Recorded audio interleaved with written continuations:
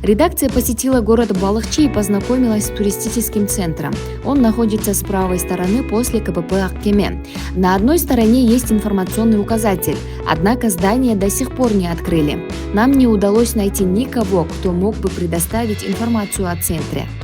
Поэтому редакция обратилась в Министерство транспорта и коммуникаций.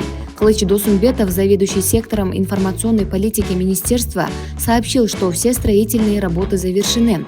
По завершению строительства министерство передал эти центры в департамент туризма. Значит, туристические сервисные центры у нас были запланированы в нескольких населенных пунктах Иссык-Кульской области.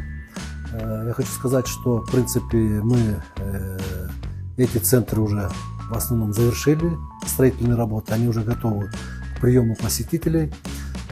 Значит, сейчас идет подготовка к сдаче этих объектов департаменту туризма, так как непосредственно там будут работать люди на основе государственно-частного партнерства. То есть государство вместе с частными предпринимателями будут там проводить определенную работу. Ну, для чего эти торгово-сервисные центры, они предназначены для того, чтобы туристы, которые посещают наш Иссык-Кульский регион, чтобы они могли остановиться там, скажем, получить различную культурную информацию об Иссык-Куле, о достопримечательностях нашего региона. Кроме того, там есть места для того, чтобы люди могли отдохнуть там, в этих местах. Кроме того, будет оказываться медицинская помощь для тех, кто в нем нуждается.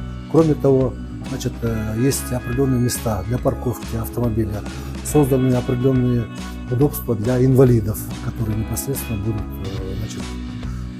проезжать кольцо вокруг Иссык-Куля.